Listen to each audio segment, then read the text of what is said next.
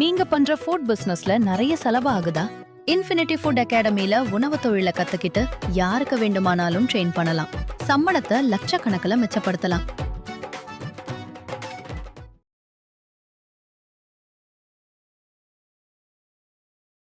இல்லை எல்லாரும் போய் இன்னைக்கு கூகுளில் போய் சர்ச் பண்ணிடுவோம். அவங்க நேம் எல்லாத்தையும் சர்ச் பண்ணி பார்த்துடலாம்.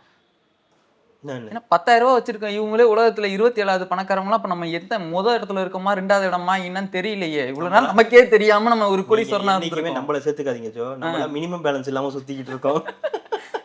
10,000 ரூபா வச்சிருக்கிற 27வது இடங்க உலகத்துல. ரெட் ஜெயின்ட்ல படம் எடுத்து என்ன கோடி கோடியா சம்பாதிக்கிறாங்க. இல்ல அதுதான் நானும் கேக்குறேன். கமலுக்கு ஒரு சம்பளம் எவ்வளவு? கமலுக்கு சம்பளம் கொடுத்தா அப்புறம் எப்படி காசு இருக்கும்? அதுதான் எவ்வளோ? ஏங்க கமல் ரஜினிக்கு சம்பளம் கொடுத்துருக்கு. அவருக்கு ஒரு 200 கோடி, இவருக்கு ஒரு 250 கோடி, 350 கோடி வச்சுங்க. 150 கோடி வச்சுங்க. போது 350 கோடி ஆயி போச்சு. 50 கோடி படம் 500 கோடின்னு வச்சுக்கோ. 500 கோடியாவது இப்ப காசு இல்லல. 500 கோடி மொத்தமா போட்டாச்சு. இருந்த 500 கோடியும் போட்டாச்சு படம் எடுக்க. அப்புறம் எப்படி காசு இருக்கும்? அவரை பத்தி பேசும்போது நல்லா இருக்கு, நல்ல சுவையா நீங்க பேசுறீங்க அப்படின்னு சொல்லி இல்ல அவரை பத்தி பேசும்போது வந்துருது இல்ல. என்னை விட உங்களுக்கு இந்த இடம் நல்ல இதாயிடுது. செவன் ஆயிடுது. என்ன அண்ணன் ஏதாவது இது பண்ணி வச்சிருக்காருன்றீங்களா அமௌண்ட்? அப்படின்னா கடந்த இதுக்கும் இப்போ வந்து அதுக்கு இதுவும் இப்ப அதிகமா இருக்கா? அது எப்படி கொஞ்ச நாள்ல எங்க வேலைக்கு போனாருன்னு தெரியல. எந்த கம்பெனிக்கு மாநாடு போட்டு நம்ம போட்டதெல்லாம் மாநாடு மட்டும் தானே. எப்படி இவ்வளவு வருமானம் வந்து அதுலதான் வருமானம். வசூல்ராஜா அதுனா ராகிங் அதெல்லாம் மாத்தி மாத்தி பண்ணிக்கிறதானே. 2 பேரும் ராகிங் தானே மாத்தி மாத்தி பண்ணிக்கோன்ற மாதிரி 2 பேரும். அத வந்து ஸ்டாலின் பண்ணிட்டாரு. சாம்புவன் தான் கமலஹாசன். பிரபுதா சேகர் பாபு.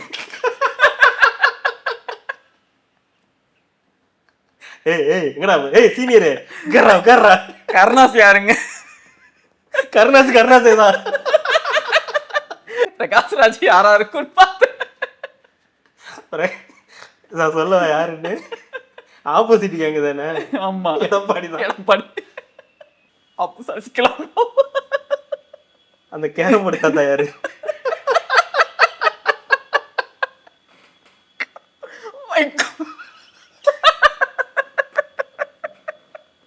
நான் வேற ஒருத்தர் ராமதாஸ். ஏன் சொல்லுங்க? அவங்க பையன் ஒரு டாக்டர் இல்ல? ஆமா அதனால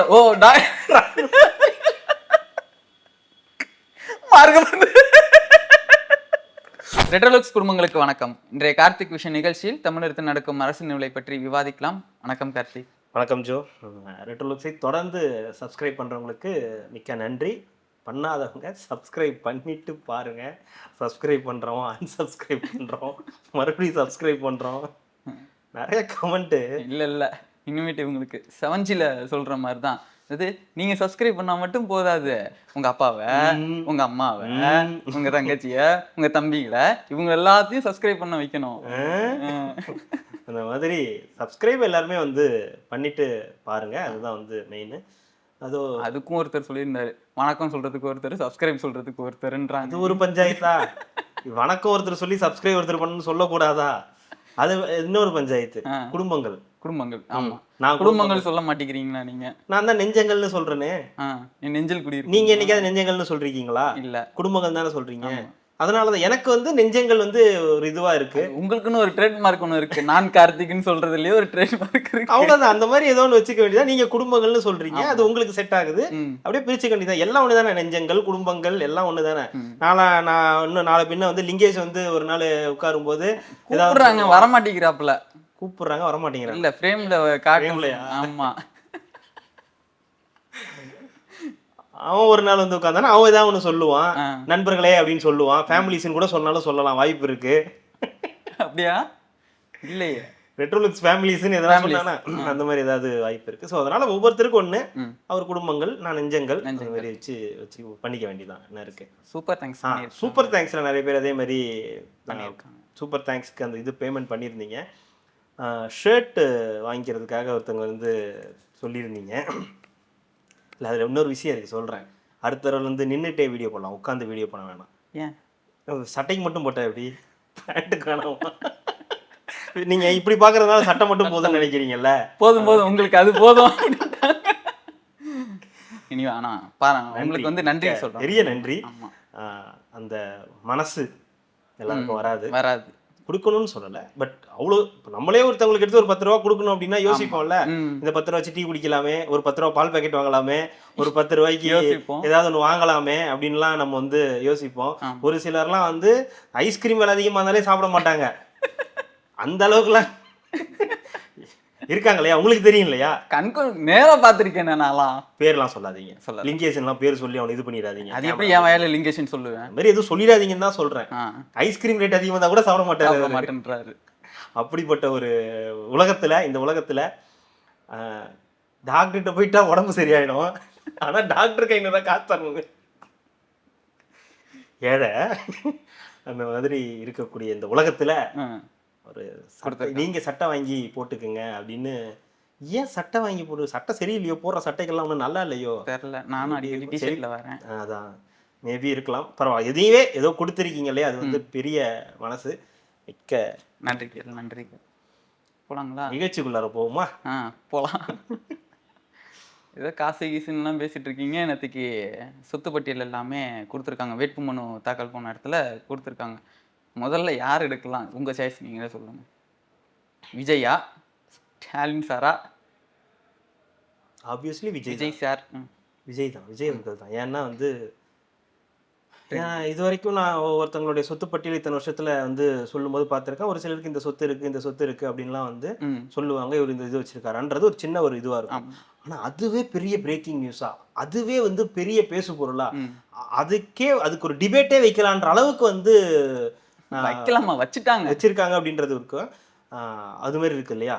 அப்புறம் வழக்கம் போல நம்ம மண் நியூஸ் வந்து விஜய் அவர்கள் அந்த இன்ஸ்டாகிராம் கார்டு மட்டும் ஒரு 15 கார்டு வந்து சன் நியூஸ் மண் நியூஸ்ல வந்து போட்டிருக்காங்க. அப்படின்னும் போது அப்பவே நீங்க தெரிஞ்சுக்கலாம், ஒண்ணுமே இல்லாதவனுக்கு ஏதாவது ஒன்று கிடைக்குதுன்னா சும்மா விடுவானா அப்படின்ற மாதிரி, சலங்க கட்டி ஆடுவான்ற மாதிரி கார்டெல்லாம் பயங்கரமா வந்து இறக்கியிருந்தாங்க. சரி, இதெல்லாம் இனிமேல் பழக்கப்பட்ட விஷயமா மாறிடும். இதுல நம்ம புதுசா டிபேட் பண்றதுக்குலாம் எதுவும் கிடையாது. இதெல்லாம் இனிமேல் வழக்கம் தான். அவன் போடலனா தான் இனிமேல் நம்ம ஆச்சரியா போகணும், என்ன போடவே இல்லை நீ ஏன் என்ன அப்படின்னு நம்ம கேட்குற அளவுக்கு அந்த இடத்துக்கு நம்ம வந்து நகர்ந்துட்டோம். ஸோ அதனால அவன் போடுறதை பத்தி இனிமேல் பிரச்சனை கிடையாது.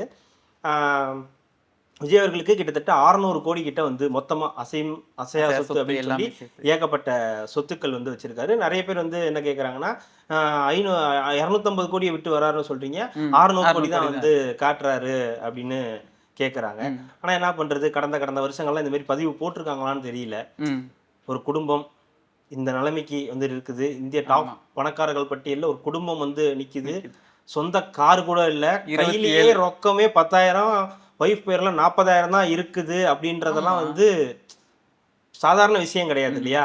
ஆனா அங்க விட்டுறாங்க, இங்க வந்துடுறத. அது எப்படி இல்லடா, அது வந்து சம்பாதிச்சு அவளா ஒரு மனுஷனா 404 கோடி இல்ல 404 கோடின்னீங்க.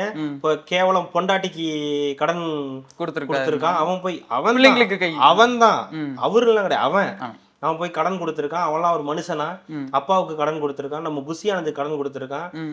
அந்த ஏதோ ஒரு இதுக்கு அந்த அவருடைய டிரைவர் ராஜேந்திரனை இதுவா பினாமியா போட்டு வந்து செயல்படுறாரு அப்படின்னு. சரி, ரைட்டு. விஜய் வந்து ஆளுமை, அவரு பிள்ளைங்களுக்குமே கடன் கொடுக்கறாருன்னா இவர் வந்து தமிழ்நாட்டு மக்களுக்கு நல்லது பண்ணிட போறாரான்னு கேள்வி வேற. ஆமா, இந்த மாதிரி இருக்கக்கூடிய விஷயங்கள். சரி, அதெல்லாம் விடுங்க, அதெல்லாம் அவங்க சாய்ஸ், அவங்க எதை வேணாலும் பேசிட்டு போகலாம். அதே மாதிரி நம்மளும் வந்து இறங்கி பேச வேண்டாம். அவங்களுக்கு எதோ தோணுதோ அவங்களாம் பேசிட்டோம். ஸோ 600 சில்லற கோடி ரூபாய் வந்து வச்சிருக்காரு. அவருக்கு கடன் எதுவும் கிடையாது. எனக்கு ரொம்ப ஆச்சரியமான விஷயம், அவர் பேர்ல ஒரு சூப்பர் எக்ஸல் இருக்குன்றது தான். அதுதான் பேசுவரலாம் மேட்ரே, அதுதான். வாத்தியாரே இதான் வாத்தியாரே எங்களோட ஆசை. எதுக்கு தெரியல, ஒரு பேர்ல ஏதோ வாங்கியிருப்பாங்க போல, ஒரு எக்ஸல் வாங்கி வீட்டுல வச்சிருந்துருக்கலாம். ஏங்க சைக்கிளே ஓட்டிட்டு வர்றாரு, எக்ஸல் வச்சிருக்கணும்னு ஆசைப்பட மாட்டாரா? பிடிச்சிருக்கோம், ஒன்னு வாங்கி போடுவோமேனு ஒரு எக்ஸல் வாங்கி வச்சிருப்பாரு. வீட்டுக்குள்ளாரே ரவுண்டு குண்டு அடிக்கிறாரா என்னவோ, சும்மா ஜாலியா வீட்டுக்குள்ளாரு. எங்க பெரிய வீடு தானே, சும்மா ரவுண்டு குண்டு அடிச்சுட்டு சுத்தலாம். இல்லங்க, திடீர்னு அவர்லாம் வந்து ஒரு ஹெல்மெட்டை மாட்டிக்கிட்டு ரோட்ல எங்கேயாவது போறதுக்கு ஆசைப்பட்டு இந்த ஹெல்மெட் எடுத்துக்கிட்டு இந்த வண்டி எடுத்துட்டு எங்கேயாவது போகலாம். அந்த மாதிரி. அதே மாதிரி வேற ஏதோ பைக் ஏதோ ஒன்று இருந்துச்சு. அப்புறம் கார் நிறைய BMW அது இதுன்னு வச்சிருக்காங்க. நிறைய வந்து சொத்து, அந்த சொத்து பட்டியல் பெருசா இருக்கு. அசையும் அசையா சொத்து, அப்புறம் சங்கீதா அவர்கள் பேர்ல இருக்கக்கூடிய சொத்துக்கள், அப்புறம் நகைகள், தங்க நகைகள் எவ்வளவு வச்சிருக்காரு, ஃபிக்ஸட் டெபாசிட், கடன் கிடையாது அப்படின்னு கேஸ். அதே மாதிரி கேஸ் இல்லை அப்படின்ற பேர்ல எந்த வழக்கும் குற்றப்பத வழக்கு எதுவுமே இல்லை அப்படின்றது முக்கியமானதா அதுல வந்து இருந்துச்சு. அதுக்கப்புறம் இன்னைக்கு கூட வந்து சங்கி எது பொய் எது உண்மை, ம். இந்த மாதிரி வந்து சங்கீதா அவர்களுக்கு சங்கீதா அவர்கள் வந்து சொன்னது என் பேர்ல எந்த இதுவுமே இல்லை, எனக்கு தங்க வீடு இல்லைன்னு சொன்னாங்க. ஆனா அவங்க பேர்ல நிறைய ப்ராப்பர்ட்டி இருக்கு, வச்சிருக்காரு. அவங்க வந்து நகைகள் வீடு இருக்கு, வீடு இருக்கு. சொத்து இது ஃபிக்ஸட் டெபாசிட் பணம்லாம் வங்கியில போட்டு வச்சிருக்காரு ம். அப்படின்ற எந்த விஷயம் உண்மை, ரகசியம் உடையுமா அப்படின்லாம் வந்து போட்டிருந்தாங்க. சொல்லியிருக்காங்க. அது ஒரு பக்கம் போயிட்டு இருக்கு. அடுத்ததா வந்து ஊடகத்துக்கே தெரியுது விஜய் தான் பெரிய நபர், பிரபலம் அப்படின்றது, பெரிய பிரபலம், பெரிய ஆளு தமிழ்நாட்டில். ஏன்னா அவருக்கு தான் வந்து பேசப்படுது, ம். அவருக்கு தான் அந்த ஸ்க்ரோல் அப்படியே வந்து ஒவ்வொன்றா வருது. முதலமைச்சரோட சொத்து என்னன்னு கேட்டா, என்னங்க பெரிய சொத்து, ஏழை முதல்வர், அவர்கிட்ட போய் என்னத்த கேட்கறது? 10,000 வெறும் அக்கௌண்ட்லயே 10,000 வாழும் காமராஜரா, வாழாத காமராஜர். சொத்து பட்டியலே இல்ல அவருக்கு. என்னங்க கையிலேயே 10,000 தான், 40,000 தான் வச்சிருக்காரு. 10,000 வச்சிருக்காரு. ஒய்ஃப் பேர்ல 50,000 பிரிச்சு பாதிக்கு பாதி சரி சமமா பிரிச்சா அவருக்கு 10,000, அவங்க ஒய்ஃபுக்கு 40,000 வருது. சரி சமமா பிரிச்சாலே அவங்க 40,000 ரொக்கம் வச்சிருக்காங்க. தங்கம் கொஞ்சோண்டு வச்சிருக்காங்க, கொஞ்சோண்டு தங்கம் தான் வச்சிருக்காங்க. நீங்க இந்த படம் ஒரு வண்டி நமக்கு ஒரு பெரிய பிரச்சனையே தாங்க, எதுக்கு எடுத்தாலும் படம் ஞாபகத்துக்கு வந்துருதுங்க. அது நான் என்ன பண்றது, தங்கர் பச்சான் படம் ஒண்ணு, அழகின்னு நினைக்கிறேன், அழகில விவேக் டாக்டரா இருப்பார்ல, பாண்டும். 5 ரூபா எவ்வளவு இருக்கு, 5 கொஞ்சோண்டு அங்கேயே வச்சுக்க, 10 ரூபா இங்க வை அப்படின்ற மாதிரி கொஞ்சோண்டு நகைகள் தான் இருக்கு. அவர் பேர்ல காரு கூட இல்லை பாவம். அவங்க ஒய்ஃப் பேர்லயும் கார்லாம் எதுவுமே இல்லை. சொத்துன்னு பார்த்தாலே 2 பேருக்கு சேர்த்து ஏதோ ஒரு 6 கோடி என்னவோ தான் வருது. மொத்தத்துக்கே 3 கோடி இந்த மாதிரி தான், என்னமோ 1.5 கோடி 3 கோடி ஏதோ சேர்த்து ஒரு 6 கோடியே 4 கடன் வாங்கியிருப்பாரு.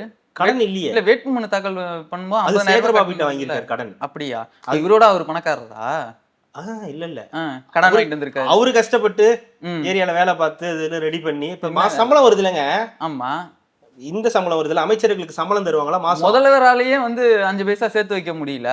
நாங்க தான் கொடுத்துடுறோம்ல, வாங்குற சம்பளத்தை எப்படி அக்கௌண்ட்ல போடுறது கிடையாது, அது அப்படியே பேர பிள்ளைகளுக்கு அப்படி இப்படின்னு கொடுத்துருவாரு. அப்படியே ஒரு காசு எப்படி பார்த்தாலும் அவருக்கு ஒரு 1 லட்சம் ரூபாய்க்கு மேல இருக்கும்னு நினைக்கிறேன் சம்பளம். அதுவே இல்ல, அவருக்கு அவர் அக்கௌண்ட்லயே 10,000 ரூபாய் தான் இருக்கு. மளிகை சாமான் வாங்குறது அது இதுன்னு அந்த செலவுலாம் இருக்குல்ல. நீங்க என்ன வெறுமனே அவர் முடி வெட்ட வேண்டாம், அவருக்கு வந்து இதெல்லாம் தேவைப்படாதா, பொருட்கள்லாம் வாங்க தேவைப்படாதா, வீட்டு மளிகை சாமான் வாங்க வேண்டாமா, அவருக்கு காசு வேண்டாமா? டெய்லி 4 பேரை 5 பேரை பாக்குறாரு ஒரு முதலமைச்சர். இப்போ இந்த பசங்கலாம் குட்டி பசங்கலாம் போறானுங்க, அவனுங்களுக்கு சாக்லேட் வாங்கணும், தேவா ஜீவா இவர் தான் நம்ம சிஎம் நமக்கு சொன்னானுங்கல்ல, அவனுங்களுக்கு சாக்லேட் வாங்கி கொடுக்கறது. அப்புறம் இந்த துண்டுலாம் யார் வாங்கி தரா, சுத்துறாங்களே இவங்க துண்டெல்லாம் யார் வாங்கி தரா, அதெல்லாம் முதலமைச்சருடைய சம்பளத்துல இருந்து போற காசு தான் அந்த காசு. அதனாலதான் அவர் அக்கௌண்ட்ல வெறும் 10,000 ரூபாய் தான் இருக்கு. ஸோ இதெல்லாம் அவங்களுடைய இவ்வளவுதான் இருக்கு, ரொம்பலாம் பெருசாலாம் ஒன்றும் இல்லை.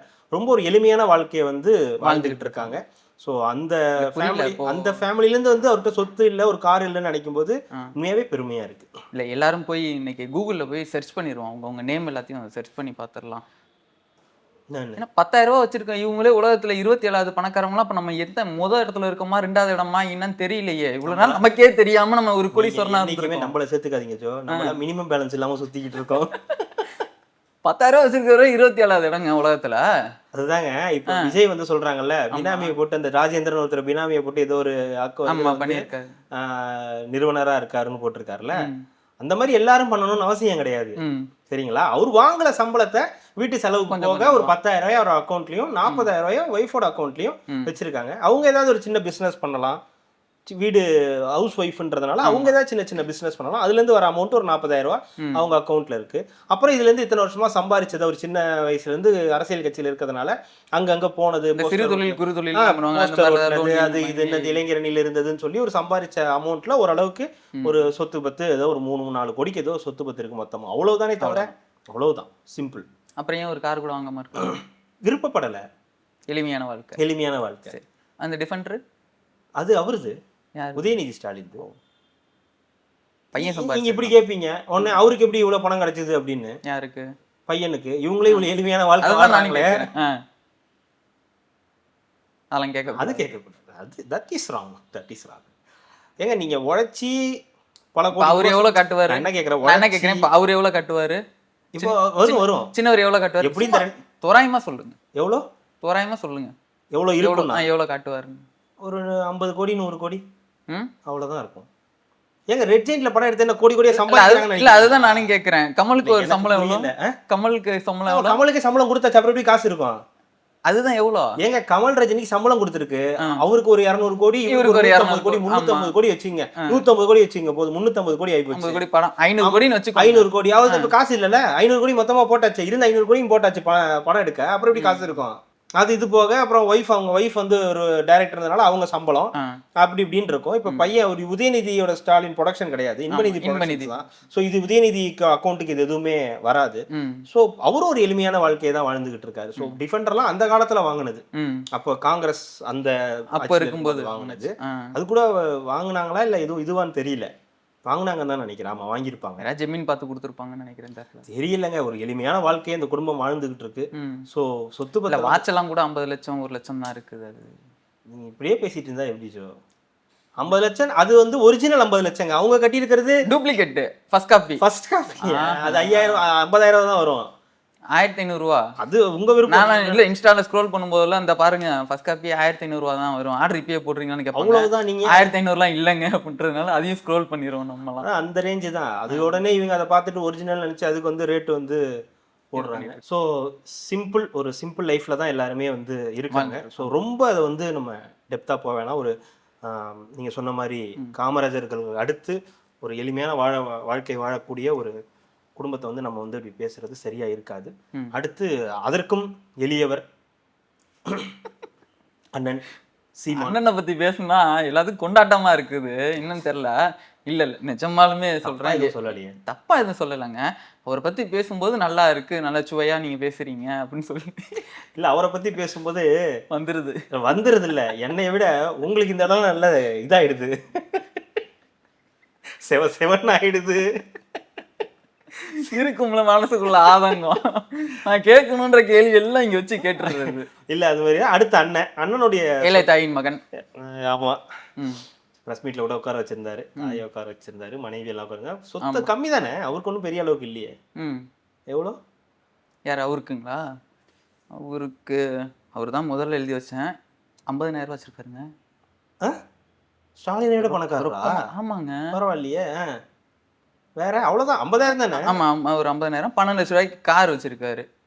கார் அவர் பேர்ல இருக்கா? அவர் பேர்ல வச்சிருக்காரு. 12 லட்ச ரூபாய்? ஆமா 12 லட்ச ரூபாய்க்கு ஒரு கார் இருக்காங்க. அவங்க மனைவி பேர்ல வந்து 2 கார் இருக்குது, 25 லட்ச ரூபாய்க்கு. அவங்க இல்லங்க, அவங்க ஒய்ஃப் வந்து ஒரு அரசியல் பின்புலத்துல இருந்து வரவங்க. அவங்களோட அப்பா வந்து அதிமுகவுடைய முன்னாள் சபாநாயகர். எனக்கு புரியல, அரசியல் பின்புலம்னா ஸ்டாலின் அவர்களும் தான் அரசியல் இது முதலமைச்சரா இருக்காரு, அவருக்கே 10,000 ரூபா தான் இருக்குதுன்னா அரசியல் பின்புலத்துல இருந்தவங்களுக்கு எவ்வளவு இருந்திருக்கணும்? நான் எளிமையான குடும்பத்தை கடந்து எப்பயோ வந்துட்டேன். நீங்க திருப்பி அந்த எளிமையோட அவங்க அப்பா எளிமையானவர் கிடையாது. அவர் நல்ல அவங்களுடைய பாரம்பரியமா ஒரு சம்பாரிச்ச சொத்து எல்லாம் வச்சிருக்காங்க. அந்த அடிப்படையில அவங்களுக்கு வந்து சொத்து இருக்கு. அவங்க மனைவி பேர்ல இருக்கிறத விட்டுருங்க, அவங்க மனைவி பேர்ல இருக்கிறத. அவரு அண்ணன் பேர்ல என்ன இருக்கு? அண்ணன் பேர்ல அதான் ஒரு கார் இருக்கா. ஆமா, 150 கிராம் நகை வச்சிருக்காரு. 150 கிராம் தானே, இத்தினோண்டு 150 கிராம். நான் ஒரு வீடியோ 150 பேருக்கு வாங்கினீங்கன்னா எவ்வளவு இருக்கும்? ஒரு பொட்டலங்க அவ்வளவுதான், அவ்வளோண்டு தங்கம் தானே வச்சிருக்காரு. இல்லையே, அண்ணன் வீடியோ ஒண்ணு பார்த்தேன், பெரிய செயின் ஒண்ணு போட்டு இங்க டாலர்லாம் வச்சுட்டு ஒரு டிக்டாக் தக் லைஃப் வரும்ல, அதுல இருந்திருக்கும்னு நினைக்கிறேன். அந்த மாதிரி இல்லங்க, தங்கம் தாங்க. தங்கமா? ஆமா, 2-3 செயின் எல்லாம் போட்டு நல்ல பெரிய இந்த இவ்வளவு மொத்தத்துக்கு டாலர் எல்லாம் போட்டு. என்ன அண்ணன் ஏதாவது இது பண்ணி வச்சிருக்காருன்றீங்களா அமௌண்ட்? இது அப்படின்னா கடந்த இதுக்கும் இப்போ வந்து அதுக்கு இதுவும் அதிகமா இருக்கா? அது எப்படி கொஞ்ச நாள்ல எங்க வேலைக்கு போனாருன்னு தெரியல, எந்த கம்பெனிக்கு மாநாடு போட்டு நம்ம போட்டதெல்லாம் மாநாடு மட்டும் தானே, எப்படி இவ்வளவு வருமானம் வந்து அதுலதான் வருமானம். சரி வந்துருச்சு. ஆனா ஏங்க கடனும் இருக்குல்ல, அதையும் பேசுங்க. என்ன கடன்? 5 லட்ச ரூபாய் ஏதோ கடன் வச்சிருக்காரு, அவங்க ஒய்ஃபுக்கு ஏதோ கடன் இருக்குன்னு போட்டிருக்காரு. அப்புறம் என்ன, ரியல் எஸ்டேட்லாம் யாராவது ஒருத்தர் பண்றீங்கன்னா முதல்ல நீங்க அணுக வேண்டியது அண்ணனை மட்டும்தான். அதாவது எப்படி அந்த இடம் வாங்கினாங்கன்னு தெரியல, 25 ஏக்கர் 50 லட்ச ரூபாய்க்கு. 25 ஏக்கர் 50 லட்ச ரூபாய்க்கு வாங்கியிருக்காங்க. எந்த ஊர்ல இல்ல, அதெல்லாம் எந்த ஊரா இருந்தாலும் சரிங்க, குத்தகைக்கு எடுத்தா கூட ஒரு ஏக்கர் பார்த்தீங்கன்னா 2 லட்சம் 5 லட்சம் கேட்பாங்க. எப்படி அது எங்க வாங்கினாரு, எப்படி வாங்கினாரு, எனக்கு ஒண்ணுமே புரியலையே. ஹவு? அவ்வளவுதான். ஆனா பிரச்சனை பாருங்க, எங்க போய் முடியும் தெரியுங்களா? நீ எல்லாம் ஒரு மனுஷனா, பொண்டாட்டி பிள்ளைக்கு போய் கடன் கொடுத்துருக்கியே, நீ உன்னையெல்லாம் நம்பி நாட்டை கொடுத்தா என்ன ஆகுறது? ஆமா, இப்படிதான் போய் முடியுது. நான் பாக்குற முதலமைச்சருடைய சொத்து பட்டியல கூட எவனும் பேச மாட்டேங்கிறான். அண்ணனோட சொத்து பட்டியலை பத்தி யாரும் விஜய் சொத்து பட்டியல் தெரியுமா?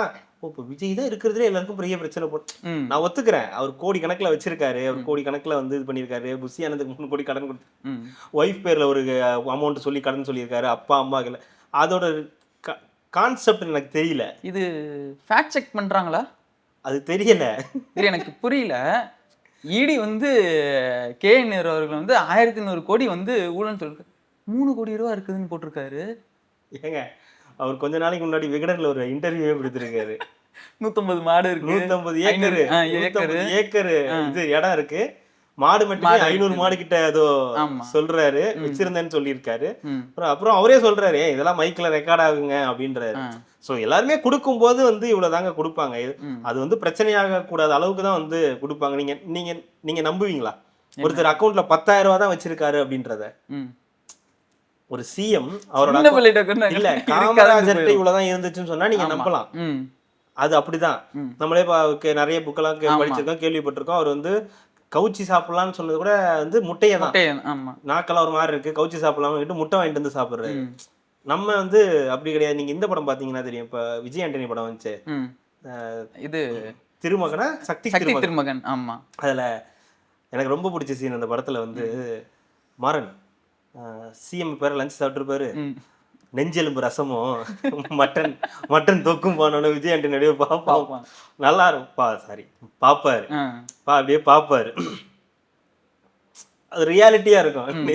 நெஞ்செலும்பு ரசமும் மட்டன் தொக்கு அப்படின்னு சொல்லிட்டு ஒரு பாட்டி சாப்பிட்டாரு. திரும்பி கூட பார்க்க மாட்டாரு விஜய் ஆண்டனி, திரும்பி கூட பார்க்க மாட்டாரு.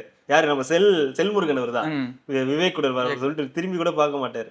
அப்படி ஒரு ரியாலிட்டியா இருந்துருக்கு. எவ்வளவு இது இருக்கு, ஆனா இப்படி போடுறாங்க அப்படின்றதுதான் உங்களுக்கு அது ஒரு பேசு பொருளா இல்ல. ஓகேங்களா? ஆனா இங்க ஒருத்தர் அவர் வந்து சினிமால நடிச்சு அவர் வந்து ஒரு பணம் சேர்த்திருக்காரு. அத வந்து இவ்வளவு பொது வெளியில வந்து நான் இவ்வளவு காசு இருக்கேன், நான் இதெல்லாம் அவருக்கு தெரியாதா? என் மனைவிக்கு என் பிள்ளைக்கு கடன் கொடுத்துருக்கேன் அப்படின்னு சொன்னா அது ஒரு பேசு பொருள் ஆகும்னு கூட தெரியாதா? அந்த அளவுக்கு வந்து பரவாயில்லன்னு கொடுப்பாங்களா? ஏதோ ஒரு கணக்கு வச்சுதான் வந்து கொடுக்குறாங்க. ஆனா 600 கோடி என்கிட்ட சொத்து இருக்கு அப்படிங்கறத ஒருத்தர் ஓப்பனா சொல்றாரு. அதுக்கு முன்னாடி கமலஹாசன் கூட சொன்னாரு, எனக்கு இவ்வளவு சொத்து இருக்குங்க, இந்த இடத்துல இது இருக்கு, இந்த இடத்துல எனக்கு இடம் இருக்கு, வீடு இருக்கு, ஆழ்வார்பேட்டையில ஒரு வீடு இருக்கு, இவ்வளவு நான் ஒரு ப்ரொடக்ஷன் வச்சிருக்கேன் அப்படின்றது டீட்டெயிலா கொடுத்தாரு. சேம் அதே மாதிரி விஜயும் கொடுத்திருக்காரு. இதுல ராஜேந்திரன் பேரை போட்டா பிரச்சனை வரும், இது வந்து நம்மள கேட்பாங்க அப்படின்ற அறிவு கூட இல்லாம யாரும் கொடுக்க மாட்டாங்க. ஆனா பாருங்க, என்கிட்ட வெறும் 10,000 ரூபாய் தான் இருக்கு, என் ஒய்ஃப் அக்கௌண்ட்ல வெறும் 40,000 ரூபாய் தான் இருக்குன்னு சொல்லக்கூடியவங்களை விட்டுறாங்க. ஆனா 600 கோடி ரூபாய் சொத்து என்கிட்ட இருக்குன்னு சொல்றவங்க பிடிச்சி நீ என்ன பிள்ளைக்கே போய் கடன் கொடுத்துருக்க, ஐயோ தப்பு பண்ணிட்டாரு போல, வாழ்க்கைய லைப்ப தொலைச்சிட்டியாடா அப்படின்ற மாதிரி வந்து பேசுறாங்க. ஸோ ஒரு பக்கம், இன்னொரு பக்கம் அண்ணன் ஒரு சில லட்சங்கள் வச்சிருக்காரு, அப்புறம் இடம் நீங்க சொன்ன மாதிரி ஏக்கர்லாம் வச்சு இது பண்றாரு. எனக்கு தெரிஞ்சு இது நமக்கு தேவையில்லாத ஒரு மேட்டர்னு நினைக்கிறேன். இது இந்த சொத்து பற்றி. ஆமா, நான் வந்து என்ன நினைக்கிறேன், இப்ப யாருமே உண்மையை சொல்ல போறது இல்லைங்க. இப்ப யாருமே சொத்து, இப்ப விஜய் அவர்கள் சொன்னதுதான் அடிக்கிறீங்க. அதான் சொல்றேன், முழுக்க விஜய் சொல்லியிருப்பாரான்னு கேட்டா எனக்குமே அதுல வந்து டவுட் இருக்கு. முழுக்க அவர் சொல்லியிருப்பாரான்னு எனக்கும் தெரியல. ஒருவேளை எல்லாரும் போல அவரும் பினாமி கூட வச்சிருந்திருக்கலாம். இப்போ வந்து ஸ்டாலின் அவர்கள் வந்து வெறும் 10,000 ரூபாய் தான் வச்சிருந்தேன்னு சொன்னா யாருமே வந்து இது பண்ண மாட்டாங்க. அதுதாங்க 600 கோடிக்கும் 10,000 ரூபாய்க்கும் வித்தியாசம் இருக்கு. அதுதான் ஜோ, உங்களுக்கு இந்த எலெக்ஷன்ல விஜய்க்கு இப்படிதான் இருக்கும். ஓகேங்களா? இது இப்படிதான் எடுத்துட்டு போவாங்க. இந்த நான் தான் சொல்றேன், திருப்பி இந்த நெட்வொர்க் இதைதான் பூம் பண்ணும். இவங்களை விட்டுரும், இந்த குடும்பத்தை அப்படியே விட்டுரும். பாத்தீங்களா 600 கோடி நம்ம காசு, பிளாக்ல டிக்கெட் வித்து 600 கோடி ரூபாய் விஜய் சம்பாரிச்சு வச்சிருக்காரு.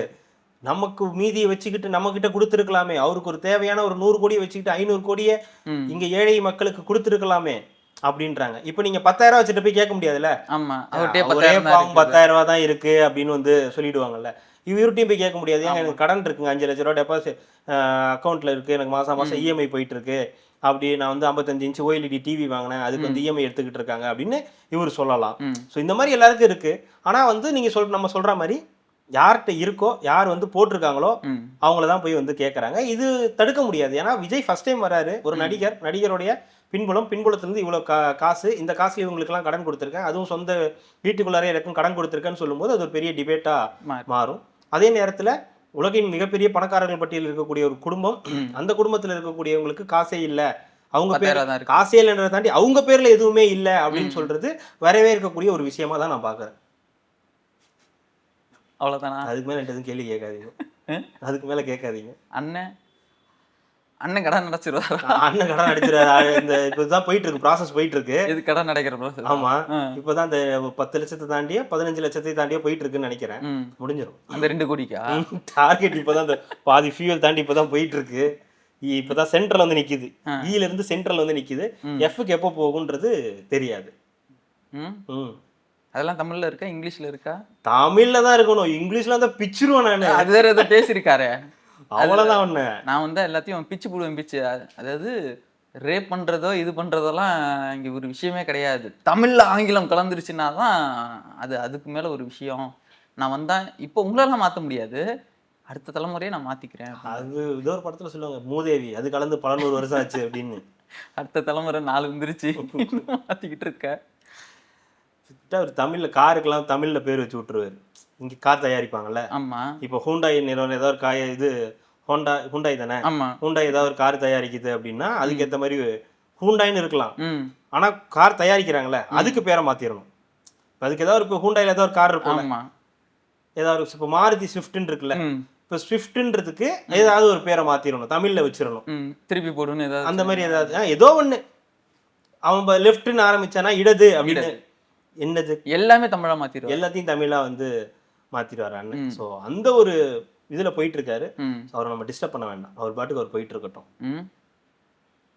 அந்த பெண் குயின் போச்சு இல்ல, அந்த மாதிரி அவர் பாட்டுக்கு போயிட்டு இருக்கட்டும். நம்ம ஏன் போய் அவரை டிஸ்டர்ப் பண்ணிக்கிட்டு. அப்போ கூகுள்ல டைப் பண்ணும்போது எப்படி பண்ணுவாங்க? நாம் தமிழர் கட்சி தமிழ்லயே வச்சிருக்காரு. இல்ல நாம் தமிழர் .com தானே போடுறாங்க. .com தூக்கிட்டு என்ன போடுவாரு இப்போ? .com புள்ளி அமைதி அமைதின்னு புரியல. அது எப்படி நீ தமிழ்ல மாத்துவீங்க எனக்கு சொல்லுங்க. தங்கச்சி அண்ணன் சொல்றத கேளுங்க. அண்ணனுக்கு இது தெரியாது. நீங்க எல்லாத்தையும் இங்க இப்படியே கேக்குறீங்க தங்கச்சி, அதுதான் இங்க பிரச்சனையே. அடுத்ததுக்கு போங்க. அடுத்தது யாரு? நிறையா இருக்குது. நேற்று பிரச்சாரம் பார்த்தோம், ரத்து பண்ணிட்டு போயிட்டாங்க. காலையிலே பார்த்தோன்னே 5 பிரிவில் வந்து விஜய் அவர்கள் மேலே வந்து வழக்கு பதிஞ்சிருக்காங்க. யாரு? 10 நிமிஷம் தான் பேசினாருண்ணா, 10-15 நிமிஷம் தான் பேசினாருண்ணா. எல்லாத்துக்கும் ஒரு பிரச்சனைனா காவல்துறைக்கு போனா காவல்துறையே பிரச்சனையில இருக்கு. ஏதோ ஸ்பீக்கர் இது பண்ணிருக்காங்க, கும்பல் கூட்டியிருக்காங்க அப்படி இப்படின்னு சொல்லிட்டு. தேர்தல் பிரச்சாரம்னா எப்படி இருக்கணும்? விஜய் பாட்டுக்கு வர வீட்டுக்குள்ள இருக்கணும், மாறு வேஷத்துல வந்திருக்கணும், யாருக்கும் தெரியக்கூடாதுன்னு வந்துட்டு அவர் பாட்டுக்கு எல்லாரையும் அப்படியே பார்த்துட்டு அவர் பாட்டுக்கு போயிட்டு இருக்கணும். இவரு என்ன வேன்ல உட்காந்துக்கிட்டு வராரு, பிரச்சாரம் பண்ணணும்ன்றாரு, கும்பல் வருது, போலீஸுக்கு வேலை வருது, அவங்க எல்லாரும் சமாளிக்க வேண்டியதா இருக்குது. அப்புறம் இவர் பாட்டுக்கு எழுந்திரிச்சு மைக்க பிடிச்சி இவர் பாட்டுக்கு எதனா பேசுறாரு, தமிழ் சமூகத்துக்கு எதிரான கருத்துக்கள் எல்லாம் சொல்லிக்கிட்டு இருக்காரு. அது எப்படி ஏத்துக்க முடியும்? போடுறா கேச என்ன போடுவீங்க? 500 பேருக்கு மேல கூட்டிட்டான். 500 பேருக்கு மேல அப்ப பிரச்சாரத்துக்கு எவ்வளவுதான் கூடணும்? ஒரு 50-55 பேர் இருந்தா நல்லா இருக்கும். 500 பேர் வராங்களே என்ன? இல்லைங்க காஞ்சிபுரத்துல, அதை விடுங்க, அது காஞ்சிபுரம். நான் சொல்றது பெரம்பூர் குளத்தூர்ல எப்படி வரலாம், இவ்வளவு பேர் வரலாம் அப்படின்னு. ஸோ 5 வழக்குகள் வந்து போடப்பட்டிருக்கு. அந்த வழக்குகளுக்கு இன்னைக்கு இவங்க பட்நாயக் வந்தவங்க தேர்தல் ஆணைய அதிகாரி அவங்க வந்து கேட்டிருக்காங்க, எதுக்காக இப்போ விஜய் அவர்கள் மீது வழக்கு போட்டிருக்கீங்க, என்ன காரணம்? அப்புறம் அவங்க போய் டெல்லியிலையும் வந்து புகார் கடிதம் கொடுத்துருக்காங்க. வேட்பாளர்கள் அவருடைய பாதுகாப்புக்கு வந்து சரியான பாதுகாப்பு இல்லை, பெரம்பூர்ல கொடுத்த பாதுகாப்பை குளத்தூர்ல வந்து கொடுக்கல, நிறைய பிரச்சனைகள், நாங்கள் வந்து அவருடைய மைக்கு ஸ்பீக்கர்லாம் யூஸ் பண்றதுக்கு நாங்கள் அனுமதி கேட்டிருந்தோம், அது கடைசி வரைக்கும் அனுமதி வந்து கொடுக்கவே இல்லை அப்படின்னு ஒரு கடிதம்லாம் வந்து எழுதியிருக்காங்க. அப்புறம் அதாவது நேற்று ஒரு வில்லிவாக்கத்தை வந்து கட் பண்ணிட்டு தான் வந்து போயிருக்காரு அப்படின்னும் போது அது அவங்களுக்கு வில்லிவாக்கத்தில் இருக்கவங்களுக்கு ஒரு வருத்தத்தை கொடுத்துருக்கோம். அவருக்காக வந்து வெயிட் பண்ணிட்டு இருந்தது ஒரு பக்கம், இன்னொரு பக்கம் ஆரம்பிக்கும் போதே இடைஞ்சல், எடுத்தோடனே உங்களுக்கு வந்து பார்த்தீங்கன்னா மைக்கு பேச முடியல, 4 நிமிஷம் தான் குளத்தூர்லேயே வந்து பேசுறாரு அப்படின்னு ஏகப்பட்ட கொலாப்ஸ். ஸோ இந்த கொலாப்ஸ்க்கெல்லாம் என்ன காரணம்? நம்மளே பார்க்குறோம், பெரம்பூர்ல இருந்த அளவுக்கு கூட போலீஸ் அடுத்து குளத்தூர்ல வந்து காணும். அப்புறம் பார்த்தா அங்கே பஸ் எல்லாம் நிற்க விட்டு ஏதோ போலீஸ் எல்லாமே அங்கே போயிட்டாங்களே. எங்க அவரு ஸ்டாலின் அவர்களோட அதுதாங்க இந்த மாதிரி ஏதாவது ஒரே இடத்துல 2 பேரும் வந்தீங்கன்னா எப்படி? அதான் அவங்க என்ன சொல்றாங்க, தேர்தல் ஆணையம் வேட்பாளர்களை ஒரே மாதிரி பாருங்க, எல்லா வேட்பாளர்களையும் ஒன்னா பாருங்க, இவங்க பெரியவங்க இவங்க சின்னவங்கன்னு பார்க்காதீங்க, வேட்பாளர்கள் அத்தனை பேருமே ஒண்ணுதான் அப்படின்ற மாதிரி சொல்லியிருக்காங்க. இன்னொரு பக்கம் காவல்துறை என்ன நடக்குதுன்னே தெரியல. இன்னைக்கு சிடிஆர் அவர்கள் அவங்க கட்சியிலேருந்து சிடிஆர் அவர்கள் சொல்றாரு, காவல்துறை வந்து வேணும்னே இப்படி செயல்படுறாங்க, இன்னும் அவங்களுடைய அதிகாரிகளாவே இருக்காங்க, இந்த அதிகாரிகளை மாற்றினாதான் அடுத்தடுத்து உங்களால வந்து ஜனநாயக கடமையை ஆற்ற முடியும் அப்படின்னு சொல்லியிருக்காரு. அண்ணனும் வந்து சொல்லியிருக்காரு. அண்ணன் இன்னைக்கு அப்படி பேசுவாரு, நாளைக்கு வேற மாதிரி பேசுவாரு. ஆனா அண்ணன் என்ன சொல்லியிருக்காருன்னா இது வந்து தப்பு, ஜனநாயக முறைப்படி அவருக்கு வந்து அந்த அனுமதியை கொடுக்கணும்னு. நான் பாக்குறேன் எல்லாருமே வேன்ல நின்று தான் பேசுறாங்க. முதலமைச்சர் ரோட் ஷோ மாதிரி வராரு.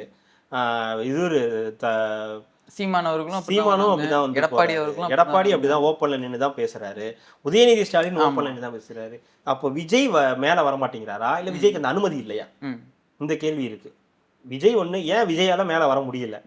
எல்லாரும் அப்படி வர முடியும்னா விஜயால ஏன் வர முடியல? இல்ல விஜய்க்கு அந்த அனுமதி இல்லையா, மேல வரக்கூடாதுன்ற அந்த அனுமதி வந்து நீங்க கொடுக்கலையா அப்படின்ற ஒரு கேள்வி இருக்கு. நான் திருப்பி சொல்றேன், விஜய் மேல வந்தா கூட்டம் கொஞ்சம் கம்மியாகும். பார்த்த கூட்டம் கலைஞ்சிரும். போட்டோ எடுக்கிற கூட்டம் பார்த்துட்டு போட்டோ எடுக்கிற கூட்டம் போயிடுவாங்க. வந்துகிட்டே இருக்க மாட்டாங்க. அவரை பார்க்கவே முடியலன்றதுக்காக ரிப்பீட்டா வந்துகிட்டே இருக்க மாட்டாங்க. ஸோ அதுக்கு முதல்ல அவங்க வந்து வழி பண்ணணும். ரெண்டாவது, நேத்து பிரச்சாரம், இன்னைக்கு இல்ல. ஸோ நாளைக்கும் இல்ல, தெரியாது. ஸோ 2ஆம் தேதி திருச்சிக்கு போறாரு. ஸோ திருச்சியில வேட்புமனு தாக்கல். அப்ப அங்க எதுவும் பிளான் பண்றாங்களா, மீட்டிங்க்கு எதுவும் பிளான் பண்றாங்களான்னு பாக்கணும். கண்டிப்பா இருக்கும். இங்க வேட்புமனு தாக்கல் கொடுத்துட்டு அப்படியே பிரச்சாரம் பண்றாங்க. ஏன்னா 20 நாள் தான் இருக்கு. இன்னைக்கு 31. ஸோ இன்னையில இருந்து 20 நாள். பாண்டிச்சேரி வர போகும். பாண்டிச்சேரிக்கு 2 நாள் ஒதுக்கணும் அப்படின்னு ஏகப்பட்ட வேலைகள் இருக்கு. ஆனா வெறும் 20 நாள் தான் இருக்கு. தேர்தல் அறிக்கை இன்னும் வந்து கொடுக்கல. எல்லாருமே தேர்தல் அறிக்கை எல்லாம் கொடுத்துட்டாங்க, முடிச்சுட்டாங்க. இவங்க இன்னும் கொடுக்காதது அது ஒரு கேள்வியாவே இருக்கு. So next 20 days what is the plan அப்படின்ற மாதிரி போயிட்டு இருக்கு. என்ன பண்ண போறாங்கன்றது தெரியல. இவர் போனது பார்த்தோம்னா இவர்கிட்ட கேட்டிருந்தாங்க, சேகர் பாபு அவர்கிட்ட வந்து கேட்டிருந்தாங்க. பேசல நல்லா தெரிஞ்சது. என்ன கேட்டாங்க? என்ன ஒன்னும் கேட்கல, விஜய் அப்படின்னு தான் கேட்டாங்க. கிளம்பி அதிமுகவுக்கும் திமுகவுக்கும் தான், நீ என்ன விஜய்னு பத்தி கிளம்பு.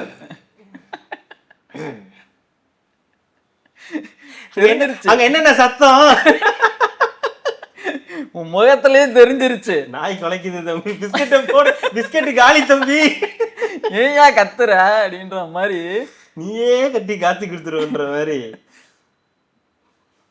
தெரியல ரியாக்ஷன் எப்படி இருந்துச்சு பாத்தீங்க? பேரை சொன்னோடனே அவருக்கு டென்ஷன் ஆயிட்டாரா அப்படின்னு. காலம் எங்களுக்கும் அதிமுகவுக்கும் தான்றாரு. அதாவது என்னன்னா, திமுக அதிமுக தாண்டி இங்க எவனுமே வந்துடவே கூடாது, நாங்க 2 பேர் தான் இருப்போன்றதுல வந்து ரொம்ப ஸ்ட்ராங்கா இருக்காரு. ஒருவேளை அங்க இருந்து வந்ததுனாலயா? இல்ல அப்படி கிடையாது.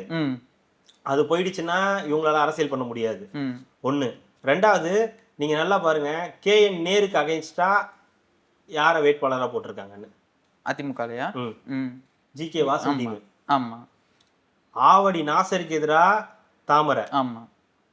இந்த பக்கம் அன்பில் மகேஷுக்கு எதிரா ஒரு இது ஒரு கூட்டணி கட்சி தான் நினைக்கிறேன்.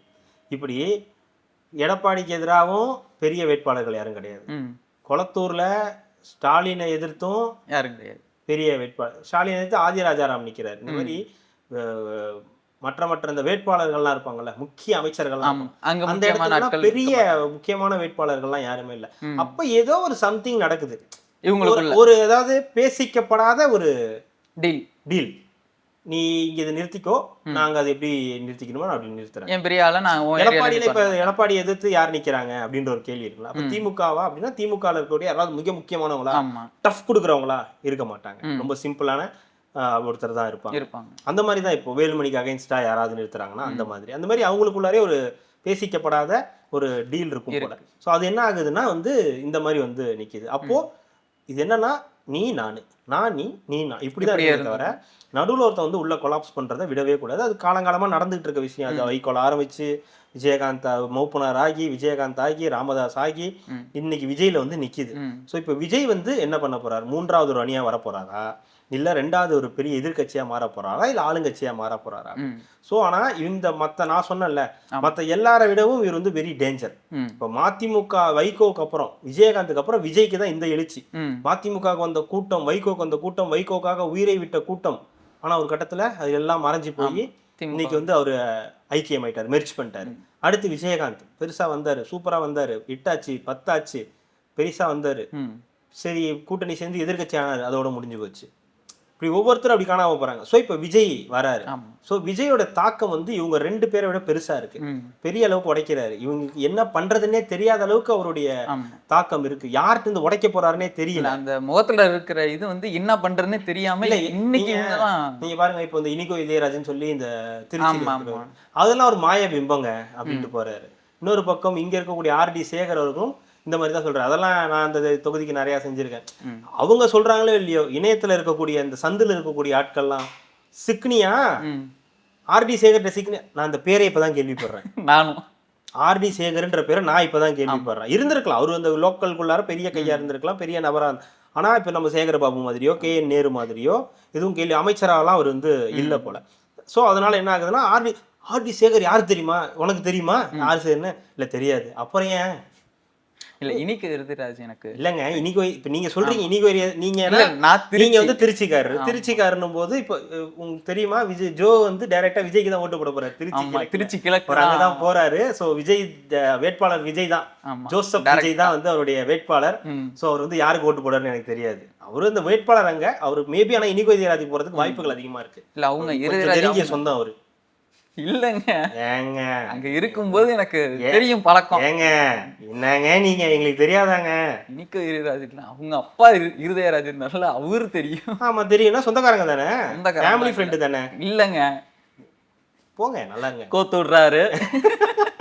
ஸோ வந்து திருச்சி கிழக்குல விஜய்க்கு வேட்பாளர், அந்த தொகுதி தான் இவருக்கும் வருது. யாருக்கு ஓட்டு போடாருன்னு எனக்கு தெரியல. 22 கிளம்பிடுவேன். ஆமா 22 கிளம்பி 24 இங்க இருப்பாரு திருப்பி. அன்னைக்காவது 2 நாள் லீவ் கொடுங்க, போயிட்டு வரதுலயே ஒரு நாள் 17ங்க 16ங்க not possible at all. So இதனால வந்து இந்த பிரச்சனை வந்து ஓடிக்கிட்டு இருக்கு. ஸோ விஜய் மாதிரி ஒருத்தர் வரதுனால யாருடைய அடி விட போகுது, யாருக்கு எவ்வளோ போக போகுது, எவ்வளோ சீட் கன்வர்ஷன் ஆக போகுது அப்படின்ற பெரிய குழப்பம் இருந்துகிட்டே இருக்கு. அந்த வகையில விஜய் ஒரு பெரிய தாக்கத்தை ஏற்படுத்துறாரு. அது எப்படி பண்ண போறாரு, எந்த அளவுக்கு கன்வர்ஷன் ஆக போகுது அப்படின்றதெல்லாம் போக போக தான் தெரியும். அதுதான் இவங்களோட பஞ்சாயத்து. எவனும் இருக்கக்கூடாது, நம்ம 2 பேர் தானே இருந்தோம், களம் நமக்கு தானே, ஏன் இப்போ புதுசாக ஒருத்தன் வரான் அப்படின்னு சொல்லி. அதாவது எப்படின்னா, ஒருத்தவங்களை பற்றி நீங்கள் பேசாமல் விட்டுட்டீங்கன்னா அவங்க வந்து அவங்களே பேசல, இவங்க பெரிய ஆள் இல்லை போல அப்படின்னு. ஆனா விஜய் வந்து தொடர்ந்து பேசிட்டு தான் இருக்காரு. ஆனா இவங்களே அறியாம விஜய்க்கு எதிராக இவங்க பேசிக்கிட்டே இருக்காங்க. எங்க தாவேக்கு அவர் பால் வாடிங்க. இப்போ வரைக்கும் என்னன்னா, இங்க இந்த ஸ்ட்ரீம் இது இங்கிட்ட ஒரு இடம் இருக்கு போரூர் தாண்டி, பூந்தமல்லியில யாரோ ஒருத்தவங்களுக்கு வந்து அந்த வேட்பாளர் வந்து பெண்ணுக்கு பாலியல் குற்றச்சாட்டுனா, அப்புறம் இன்னொருத்தர் பார்த்தோன்னா RSS இருக்காரு, அதுல இருக்காங்க. அந்த மாதிரி வேட்பாளரும் தாவேக்கால இருக்காங்க. அந்த மாதிரி பாலியல் இது எல்லாமே போட்டு, அதே மாதிரி இன்னொருத்தர் பார்த்தீங்கன்னா கஞ்சா வழக்குல இப்பதான் போயிட்டு 10 நாள் தான் ஆச்சு வந்து அவருக்கு வந்து சீட்டு கொடுத்துருக்காங்க. இதெல்லாம் தெரியுதா, தெரிஞ்சுதான் இதெல்லாம் பண்றாங்களா அப்படின்ற மாதிரி சொல்லியிருக்காங்க. இதெல்லாம் கண்டிச்சு ஜூலி அவர்கள் வீடியோ போட்டிருக்காங்க. வேற நான் ஏதோ பெருசா சொல்ல போறீங்க அப்படின்னு நான் அதை கேட்டு ஆர்வமா கேட்டுக்கிட்டு இருந்தா, அண்ணே நீ பார்க்கலனாலும் மக்கள் எல்லாம் பாக்குறாங்கண்ணே. பேசணுமா வேண்டாம். இல்ல இந்த மாதிரி ஏதாவது டாக் போய்கிட்டே இருக்குது அப்படின்னு சொல்றாங்க. மதிக்க மாட்டாங்க ஜோ, அதெல்லாம் வந்து பார்க்கவே மாட்டாங்க. நீங்க இல்ல ஜூலி பேசுனதுன்னு இல்ல, நம்ம மண் நியூஸ்லயுமே சரி, மண் நியூஸ்லயுமே ரிப்பீட்டடாவே போட்டு இந்த மாதிரி இவங்க கட்சியில இருக்கிறவங்க எல்லாமே இந்த மாதிரி வேட்பாளர்கள்ன்றது வந்து போட்டுக்கிட்டே இருக்காங்க. நம்ம ஆட்களே விரும்பல நம்ம அவங்கள பத்திலாம் பேசுறது, அவங்களே அதை பத்திலாம் பேசாதீங்கன்னு தான் சொல்றாங்க. நான் என்ன சொல்றேன், இதெல்லாம் விஜய்க்கு நல்லதுதான். விஜய்க்கு இதெல்லாம் வந்து ஒரு கூடுதல் வலு ஏங்க, அதெல்லாம் போய் பேசினா என்னங்க ஆக போகுது? அது போய் பேசுறதுனால ஒரு துளி பிரயோஜனம் இருக்கா? ஜூலிக்கு சொல்லல, மண் நியூஸ்ல சொல்றேன். அதான் சொல்றேன், மண் நியூஸை பத்தியும் எல்லாருக்கும் தெரியும். நீங்க சொன்ன அந்த லேடியை பத்தியும் எல்லாருக்கும் தெரியும். அது உங்க வாயில நீங்க அந்த வேணாம் ஸ்பெஷல் இல்லைங்க, பைத்தியங்களை பற்றி நம்ம பேச வேண்டாம். அதனால வந்து இந்த பைத்தியம் பேசுறதெல்லாம் வந்து யாரும் எடுத்துக்க போறது இல்லை. அது ஏன் பேசுது, எதுக்கு பேசு, 20 நாள் பொறுத்துக்குங்க. அதோட எக்ஸ்பைரி டேட் இன்னும் 20 வீடியோ அப்போ நம்ம பார்த்தா 20 இல்ல 50 வீடியோட வச்சுங்க. சரி ஓகேங்களா? அதெல்லாம் வந்து எடுத்துக்க போறது கிடையாது. அது ஒரு ஆளாவையும் யாரும் மதிக்க போறது கிடையாது. ஆல்ரெடி அதாவது திமுக வந்து பெரிய கொள்கை உள்ள கட்சி. திமுக என்னெல்லாம் பண்ணிருக்குன்னு தெரியுமா, என்னெல்லாம் பண்ணிருக்குன்னு தெரிஞ்சதுனாலதான் எல்லாரும் வந்து பேசிக்கிட்டு இருக்காங்க. நீ புதுசா எங்களுக்கு ஒன்றும் சொல்ல தேவையில்லை அப்படின்னு தான் எல்லாருமே வந்து சொல்லிக்கிட்டு இருக்காங்க. அதனால கிட்னி முறைகேடுல வந்து கிட்னி முறைகேடு சம்மந்தமே இல்லாம போறோம் பாருங்க இருக்கு. அந்த மாதிரி அப்படிலாம் பேச ஆரம்பிச்சேன்னா எனக்கு அந்த பைத்தியம் பேசுறது கூட எனக்கு பிரச்சனையா தெரியல. அந்த பைத்தியத்துக்கு ஒருத்தன் ரைட் அப் பண்றான் பாருங்க. ஆமா எக்ஸ்ல யார் தெரியுமா, இவங்க என்ன பண்ணாங்க தெரியுமா, தலையில சால் எடுத்து கட்டிக்கிட்டு இவங்க என்னதுக்காக குரல் கொடுத்தாங்க தெரியுமா? தலையில தாலி கட்டிக்கிட்டாங்க. தாலியே இல்ல, ஷால் தலையில கட்டுறதுக்கு தானே ஷால் கொடுத்துருக்கான். அறிவார்ந்த சமூகம் அப்படிதான் இருக்கும். அறிவார்ந்த தமிழ் சமூகத்துல ஷால் எதுக்கு கொடுத்துருக்காங்க? தலையில கட்டிக்கிறதுக்கு. ஓகே, வேற வெயில போகும்போது மூஞ்சி கட்டிக்கிறதுக்கு. சரிடா ரைட்ரா அப்படின்ட்டு அந்த மாதிரி அதுக்கு ஒரு ரைட் அப் எழுதுறானுங்க. ஏன்னா உங்க நிலைமை நீங்க கொஞ்சம் யோசிச்சு பாருங்கடா, யாருக்கெல்லாம் ரைட் அப் எழுதுறோம் அப்படின்றதெல்லாம் கொஞ்சம் யோசிச்சு பாருங்கன்றது தான் என்னோடது. ஒரு பெரிய விஷயம்லாம் கிடையாது. அவர் என்ன பாவம் பண்ணாரு? அவர் பாவம் பண்ணிட்டாரு. அது அவர் பண்ண பாவம் மக்கள் நீதி மையத்துக்கு போனது. வேற அவர் என்ன பண்ணாரு? ஏதோ சொல்லியிருக்காரு, எழுதி கொடுத்துருப்பாங்களா என்னன்னு. இல்ல இல்ல இல்ல இதெல்லாம் அதான் சொல்றேனே, இவங்களோட வேற பழப்பு கிடையாது. வாங்குற காசுக்கு ஏதாவது ஒன்று செய்யணும், ரைட் அப்லாம் பண்ணணும். எதையாவது எழுதுங்கடா, இந்த பைத்தியத்தை பற்றி ஒரு 2 ரைட் அப் நல்லபடியாக எழுதுங்க, எழுதிட்டு இருப்பாங்க, அவ்வளோதான். அதுக்கெல்லாம் ஒரு நாளைக்கு அந்த வீடியோவுக்கு காசாக இருக்குங்க. இந்த வீடியோ போட்டு இன்ஸ்டாகிராம் இப்படி ஒரு ரூபா தரோம், அது ஒரு இதை போட்டு விடு, அவரை பற்றி ஏதாவது பேசிக்கிட்டே இரு, நெகட்டிவாக வந்து பேசிக்கிட்டே இரு அப்படின்வாங்க. 20ஆம் தேதிக்கு அப்புறம் அதுக்கெல்லாம் பெருசாக வேலை இருக்காது, அவ்வளவுதான். அப்புறம் 4ஆம் தேதி ஒரு வேலை ஏதாவது நடக்கிறத பொறுத்து ஏதாவது பேசலாம், அவ்வளவுதான். அதுக்கப்புறம் அதுக்கு வேல்யூ கிடையாது. நான் தான் சொல்றேன், இந்த மீரா மிதுன் இது இதெல்லாம் ஒரே கேங்கு, ஒரே கேஸ் தான், அப்படியே விட்டுறணும். எப்படி மீரா மிதுன் சொல்லிச்சு, என்னதான் ஜெயலலிதா ஆட்சி அமைக்க சொன்னாங்க பேசிச்சு இல்லையா, மனப்பிறழ்வா ஏதோ சொல்லுவாங்களே, அந்த மாதிரி உள்ள கேஸுங்க இதெல்லாம். இதை பத்திலாம் நம்ம பேசுறதே வேஸ்ட். அதுக்கு தான் நான் சொல்றேன், அரசியல் பேசிட்டு போயிடுவோம். நீங்க அரசியல் பேசுனீங்கன்னா மரியாதை, இதை பத்திலாம் பேசுனா நமக்கு தான் அசிங்கம். காஞ்சிபுரம் தானே உதயநிதி அவர்கள்? ஆமா, பரப்புரை காஞ்சிபுரத்துல ஆரம்பிச்சிருக்காரு. அண்ணா பிறந்த மண்ணில் நான் பரப்புரை ஆரம்பிச்சிருக்கேன். கலைஞர் பிறந்த ஊர்ல முதலமைச்சர் இளம்பெரியார் தானே? இளம்பெரியார் ஃபர்ஸ்ட் பெரியார் அங்கன்னு தானே போகணும். இளம்பெரியார் அண்ணாவுக்கு மரியாதை கொடுக்கறதுக்காக காஞ்சிபுரத்துல இருந்து வர்றாரு. நடு பெரியார்னு சொல்லலாமா? இளம்பெரியார் இவருன்னா அவங்க அப்பா நடு பெரியார் தானே? நடுப்பெரியார், நடுநிலை பெரியார் இல்ல தெரியல. சரி, ஒரு மாதிரி அந்த பெரியார் வந்து திருவாரூர்ல சென்ட்ரல் பெரியார். ஆமா, சென்ட்ரல் பெரியார் அங்கிருந்து ஆரம்பிக்கிறாரு. ஆக மொத்தம் எவனும் பெரியார் பிறந்த ஊர்ல இருந்து ஆரம்பிக்கல, ரைட் விடுங்க, சமூக நீதி. ஸோ இவர் இங்க இருந்து காஞ்சிபுரத்துல இருந்து ஆரம்பிக்கிறாரு. நான் வந்து அண்ணா பிறந்த ஊர்ல இருந்து ஆரம்பிக்கிறேன். முதலமைச்சர் அவர்கள் வந்து கலைஞர் பிறந்த ஊர்ல, அப்பா பிறந்த ஊர், எங்க நம்ம தலைவர் பிறந்த ஊர்ல இருந்து ஆரம்பிக்கிறாங்க. ஆனால் பாருங்க, எடப்பாடி எங்க இருந்து ஆரம்பிக்கிறாரு? மயிலாப்பூர்ல இருந்து ஆரம்பிக்கிறாரு. அதுல உங்களுக்கு என்னங்க கஷ்டம்? பாஜகவுடைய வேட்பாளர்ல இருந்து ஆரம்பிக்கிறாரு பாருங்க. சரி, அவர் ஏற்கனவே 174 தொகுதி போயிட்டு வந்துட்டாரு. அதான் அதுக்கப்புறம் வேட்பாளர் பட்டியல் கொடுத்ததுக்கு அப்புறம் ஏற்கனவே 174 தொகுதி எல்லாம் போயிட்டு வந்துதான் அதுக்கப்புறம் இந்த வேட்பாளர் பட்டியல் எல்லாம் அறிவிச்சுட்டு அப்புறம் ஃபர்ஸ்ட் இங்க போயிருக்காரு. இதுல இருந்து ஆரம்பிக்கிறாரு. அதுக்கே பிஜேபி, இவங்களுக்கு பிஜேபியை தவிர வேற எதுவுமே தெரியாது. நாங்க 2000 கொடுக்குறோம், ஃப்ரீ பஸ் கொடுக்குறோம், விடியல் இது புதுமை பெண் திட்டம், முதல்வன் திட்டம், நான் முதல்வன் திட்டம், இப்ப கூப்பன் கொடுக்க போறோம், சத்துணவு போடுறோம். இதை தாண்டி எதுவுமே பேச மாட்டாங்க. பிளஸ் பிஜேபி உள்ள வந்துரும். ஆமா, பாஜக தான் அவங்களுடைய முதல் இது. பிஜேபி அடிமை. எடப்பாடி அவர்கள் தான் பாஜகவோட நேரடி அடிமை, அதாவது அவரோட அடிமைன்னு சொல்லி. அவங்க நேரடி அடிமை. மறைமுக அடிமை யாரு தெரியாதுல்ல? ஓகே, கேட்டா அதுங்களை பத்தி பேச வேணாம்னு இல்லங்க. பி டீம்ல இல்ல, இது ஏ டீம் மாறிட்டாரு இப்போ. விஜய் வந்து பிஜேபியோட ஏ டீம். சரி, விஜய் ஏ டீம் தான். சி டீம்னு ஒண்ணு இருக்கும்ல, சி டீமா டி டீமா? D team. அது அவங்க நேரடி அடிமை. நீங்க யாரு? நீங்க வந்து பயங்கரமா இப்ப கூட நான் ஒரு சிலர் தான் பாக்குறேன், பிஜேபி எதிர்க்கிறதுல திமுக தான் இங்க எதிர்க்கிறாங்க. இப்ப சமீபமா அவங்க பேசக்கூடிய பொருள் பாருங்களேன், டெல்லி வெர்சஸ் தமிழ்நாடு, தமிழ்நாடு வெர்சஸ் டெல்லி. ஏன் நீங்க டெல்லி கூட போய் சண்டை போட்டுட்டு இருக்கீங்க? இங்க பிரச்சனை இங்கேயும் இவங்களுக்கும் இருக்கு. இப்போ ஒரு போஸ்ட் கூட போடுறாங்க நம்ம மண் நியூஸ்ல, ஸ்டாலின் அவர்களும் மோடி அவர்களும் அப்படியே அந்த இது பண்ணுவாங்க, அது வச்சு பண்ற மாதிரி. பின்னாடி 3வது இடத்துல எடப்பாடி பழனிசாமி நிக்கிற மாதிரி, ஸ்டாலின் பக்கத்துல திருமாவளவன், செல்வ பெருந்தகை, இன்னொருத்தர் யாரோ வைகோன்னு நினைக்கிறேன், அந்த மாதிரி நிக்கிற மாதிரி இருக்காங்க. அதுல எடப்பாடி பழனிசாமி பின்னாடி நிக்கிற மாதிரி இருக்காரு. ஸோ என்ன இருந்தாலும் அவர் தான் எதிர்கட்சி தலைவர். ஆனா நீங்க எவ்வளவு ஈஸியா டெல்லி பிஜேபி அப்படின்னு சொல்லி ஏமாத்த பாக்குறீங்க, எனக்கு புரியவே இல்லை. இன்னுமே அந்த கான்செப்ட் எனக்கு இது வரைக்கும் புரியல. டெல்லி பிஜேபி உள்ள வந்துடும், பிஜேபி ஏற்கனவே உள்ள வந்து தமிழ்நாடு சட்டசபையில 4 சட்டமன்ற உறுப்பினர்கள் இருக்காங்க, ஆல்ரெடி வந்துட்டாங்க, நடந்துகிட்டு தான் இருக்கு. நீங்க ப்ராப்பரா இப்ப எதிர்க்கல, பலமா எதிர்த்திருக்காங்க. அவ்வளவு பலமா எதிர்த்து நீ உடனே என்ன பண்ணாங்க, அதிமுகவால தான் அது உள்ள வருதுன்னாங்க. அதிமுக மட்டும் காரணம் கிடையாது, பாதுகாப்புலாம் பலமா தானே போட்டிருந்தோம் அப்படின்ற மாதிரி.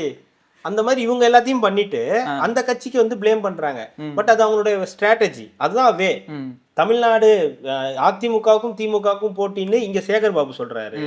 ஆனா முதலமைச்சர் என்ன சொல்றாரு, நமக்கும் டெல்லிக்கும் தான் போட்டி அப்படின்றாரு. சோ அப்ப நீங்களே ஒரு முடிவு எடுத்துட்டு வாங்க, யாருக்கு போட்டி இருக்குது அப்படின்றத நம்ம வந்து சொல்ல வேண்டியதா இருக்கு. இதுதான் இங்க உள்ள பஞ்சாயத்து. ஈஸியானவே டெல்லியோட போட்டி போட்டா நமக்கு வந்து ஓட்டு விழுந்துரும்னு. புரிஞ்சுங்க சார், இது பாராளுமன்ற தேர்தல் இல்ல சார், இது சட்டமன்ற தேர்தல். நீங்க ஓணுமா ஓனாமா அப்படின்னு முடிவு பண்ற தேர்தல் சார், புரிஞ்சுக்கிட்டு வாங்க சார் அப்படின்றதுதான் நம்மளுடைய கருத்தாக இருக்கு. பாப்போம் என்ன பண்றாங்க. அப்புறம் நேத்து மீட்டிங் வேற நடந்திருக்கு, கூட்டணி கட்சி மீட்டிங், ஏலோசனை நடந்திருக்கு. ஏலோசனையில எல்லாரும் கருத்துக்கள் தெரிவிச்சிருக்காங்க. மீண்டும் நம்ம வந்து திராவிட மாடல் ஆட்சி வந்துரும், 2.0 லோடிங் அதை பத்தியா பேசியிருப்பாங்க. ஆமா ஆமா, நீ இவ்வளவு பண்ணி அவ்வளவு கும்பல் வந்திருக்குன்னு தானே பேசியிருப்பாங்க. அது ஒண்ணு பேசியிருப்பாங்க. அப்புறம் நம்ம இவங்க எல்லாம் போயிருக்காங்க, தியாகி கமலஹாசன் வாழ்மாடல் சொல்றதுக்காக. ஆமா, மீண்டும் மே மாதம் ஒரு நிகழ்ச்சி நடக்கும், அப்பொழுது நாம் மீண்டும் முதலமைச்சரே அப்படின்னு நம்ம வந்து அவரை கூப்பிடுவோம் அப்படின்னு. வெக்கமே இல்லை. யாரை கூப்பிடுவாரு? அவரே கூப்பிடுவாங்க. அவரை கூப்பிடுவாராம். சீட்டு இல்லைன்னு சொல்லியிருக்காங்க. நிக்கிறதா இருந்தா உதயசூரியன்ல நில்லுன்னு இருக்காங்க. அத பத்தி எல்லாம் யோசனையே இல்ல. அதான் வேணான்னு கொடுத்துட்டு வந்திருக்கோம்ல, நாங்க தான் இருக்கோம் வேணான்னு. இந்த தடவை தெளிவான ஆள் யாரு சொல்லுங்க? அண்ணன் திருமாதான். ஆமா சொல்லிட்டாரு, 8 சீட்டா கட்சியை காப்பாத்திட்டாரா? ஆளூர்கிட்ட இருந்தும் இவங்கள்ட்ட இருந்து SS பாலாஜி கிட்ட இருந்தா காப்பாத்திட்டாரா? இப்ப காப்பாத்திட்டு என்ன பண்ணிட்டாரு, நமக்கு அடுத்து அவங்களோட அக்கா பொண்ணை உட்கார வச்சிட்டாரு, அவங்களையும் நிக்க வச்சிட்டாரு. எப்படியாவது ஜெயிக்க வச்சிருவாரு. அவங்க 2 பேரும் உள்ள போயிடுவாங்க. அப்புறம் நேற்று நம்ம பேசணும் பாருங்க, 2026 அப்புறம் அரசியல் கிழமை மாறும் அப்படின்னு சொல்லியிருக்காரு பாத்தீங்களா? அதை யாரை வச்சு சொல்லியிருக்காரு? விஜய் அவர்களை வச்சுதான் வந்து சொல்றாரு. சோ அப்ப என்ன வேணாலும் நடக்கலாம் அப்படின்ற ஒரு முடிவுக்கு அவர் வந்து இப்போ யோசிக்க ஆரம்பிச்சிட்டாரு. சிட்டி இப்படியே இருக்கக்கூடாது சிட்டி, 2010 இந்த மாதிரி இருக்கக்கூடாது சிட்டி, அப்டேட் ஆகு, எந்திரன் 2.0 மாறு அப்படின்னு சொல்லி எம்பி போஸ்டே வேணாம், பிஜேபி எதிர்த்ததெல்லாம் போதும், நம்ம இங்க கட்சியை காப்பாற்ற கட்சியை காப்பாற்றுவோம், அதுக்கப்புறம் நம்மளை காப்பாற்றுவோம், அதுக்கப்புறம் மக்களை காப்பாற்ற பத்தி யோசிப்போம்னு சொல்லிட்டு அண்ணன் ரொம்ப கிளவர் ஆயிட்டாரு. ஸோ இந்த கூட்டணி இந்த கதையெல்லாம் இனிமே அண்ணன் வந்து நம்ப மாட்டாரு. ஸோ அதனால முக்கியமான புள்ளிகள்ட்ட இருந்து கட்சியை வந்து காப்பாத்திட்டாரு. ஸோ இப்போ அடுத்த கட்ட நடவடிக்கை அடுத்து என்ன நடக்க போகுது அப்படின்றத கணிச்சிட்டாரு. ஸோ கணிச்சதுனால போயிருக்காரு. சரி பாத்துக்கலாம், அதுதானே கூட்டணி, நம்ம கூட்டணி இப்ப நல்ல கூட்டணி, சூப்பர் கூட்டணி, நம்ம வின் பண்ணிடுவோம் அப்படின்னு. வின் பண்ணிடுவீங்க நீங்க இப்ப இந்த சட்டசபைக்கு விடுங்க பாத்துக்கலாம். இல்லைங்க நீங்க வரக்கூடாதுங்க, எங்களுக்கு தோதான ஆட்கள் தான் வந்து இருக்கணும், நான் பாத்துக்கிறேன். நான் உங்களுக்கு பின்னாடியே நின்று உங்களுக்கு ஒரு மாதிரி ஆகி போச்சு. நான் எய்தாப்புல வந்து உட்கார்ந்து உங்களுக்கு இருந்து கேள்வி கேட்டாதான் உங்களுக்கு வந்து சரிப்பட்டு வரும்னு. அன்காரு வரும்னா சொல்லுங்க, கேள்வி எல்லாம் கேட்பாருன்னு சொல்லாதீங்க. கேட்பாரு. இது அன்னைக்கு நான் கேட்டதுக்கு வந்து எல்லாம் கேட்க மாட்டேங்க. வெயிட் பண்ணுங்க, இனிமே இப்பதானே ஒரு கண் முழிச்சிருக்காரு. ஓஹோ இவ்வளவு நடந்துருச்சா, தூக்கம் கலையணும், நீங்க கட்சி ஆபீஸே வரவிடாம பண்ணது இதுக்கு தானாடா அப்படின்ற அளவுக்கு இப்ப வந்திருக்கு. இப்பதான் வந்து அவருக்குள்ள ஒரு இது வந்திருக்கு, ஃபயர் வந்திருக்கு. அது எப்படி வந்து செயல்படுத்துறாருன்னு பார்ப்போம். ஸோ மக்கள் நீதி மையம் தான் பாவம், தியாகி கமலஹாசன் அவர்கள் வந்து சீட்டு கூட வாங்காம மறுபடியும் மறுபடியும் போய் என்ன சொல்லுவாரு, முதலமைச்சரே அப்படின்னு வரா? இல்ல ஸ்டைலா கெத்தா போவாரு. போவாரு, அதெல்லாம் போவாரு. தாங்கள் சூரியனை கொடுத்தும் நான் நிராகரித்து விட்டேன், பாத்தீங்களா என்னோட அருமையை. நீ நிராகரிப்பேன்னு தெரிஞ்சா நான் சூரியன்லயே கொடுத்தேன் தெரியுமா? அதனால கெத்தா அவரு போவாரு. அவர் கொடுத்தாங்களாம், இவர் நிராகரிச்சாராம். பதவி என்று நான் துச்சம் என்று தூக்கி போட்டு வந்தேன்டா. துச்சம் என்று தூக்கி போட்டு எம்பி பதவியை போட்டு வந்திருக்கணும். உங்க எம்பி பதவி எனக்கு வேண்டாங்க, நான் உதயசூரி எனக்கு விளக்கு வெளிச்சம் கொடுத்தது என்னுடைய விளக்கு டார்ச் லைட்டு தான், நான் அதுலதான் நிப்பேன், நான் அதுலயே வந்து போய்க்கிறேன்னு சொல்லியிருந்தா ஆஹா ஓஹோன்னு சொல்லியிருந்திருக்கலாம். அவங்கள்ட்ட எம்பி போஸ்டையும் வாங்கிட்டு அவங்க கொடுத்தாங்களாம் 2 சீட்டு உதயசூரியனை நிக்க சொல்லி, ஐயோ எனக்கு வானாங்க அப்படின்ட்டு இவர் வந்துட்டாராம். உடனே அவரு தியாகின்னு வாரான், இவர் உடனே அதை வந்து அரசியலே நடக்காத சம்பவம்னு வாரான். இதை பாக்குற மக்கள் வந்து ஆஹா கமலஹாசன்னா கொக்க கமலஹாசனா ஏதோ சொல்லுவாங்கல்ல, அந்த மாதிரி வந்துட்டாராம் வசூல்ராஜா. அது ராகிங் அதெல்லாம் மாத்தி மாத்தி பண்ணிக்கிறதானே. ராகிங் தானே, மாத்தி மாத்தி மாத்தி பண்ணிக்கோன்ற மாதிரி 2 பேரும். அத வந்து இப்ப ஸ்டாலின் பண்ணிட்டாரு, சாம்புவன் தான் கமலஹாசன், கமல் தான் ஸ்டாலின், சாம்புவன் தான் கமல். சாம்பு மௌனே என்னது? அந்த மாதிரிதான் இருக்குது, 2 பேரும் மாத்தி மாத்தி பண்ணிக்கிட்டு இருக்காங்க. பிரபுதா சேகர் பாபு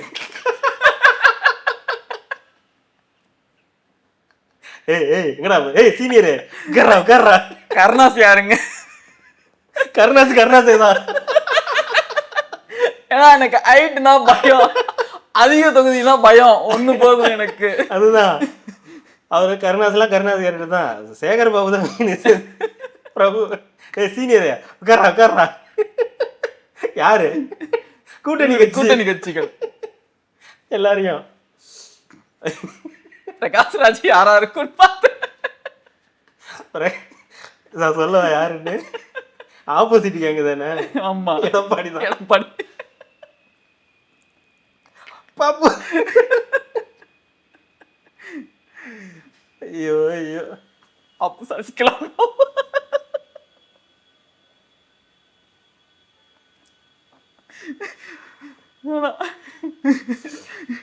போதும். அந்த கேரம் போர்டு தாத்தா யாரு?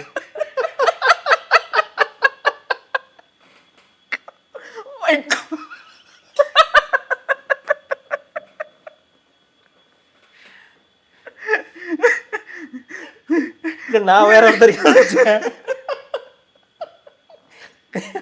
அது வேண்டாம். ஏன் தண்ணி வருது? ஏன் கேரம் போர்டு தாத்தா ராமதாஸ் ஏன் சொல்லுங்க? அவங்க பையன் ஒரு டாக்டர் இல்ல? ஆமா அதனால. ஓ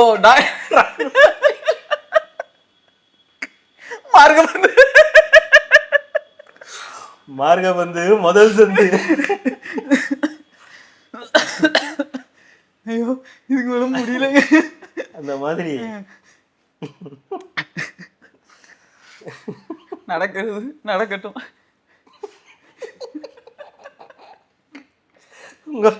உங்க அப்பாவோட உயிர் இந்த கேரம் போர்ட்ல தான் இருக்கு. அதுக்கு நல்லா பவுடர் போட்டு நல்லா வச்சுக்க. மாம்பழத்துலயா? மாம்பழத்துல கொண்டு போய் பவுடர் கொட்டிங்கன்னா மாம்பழம் வீணா போயிடும்.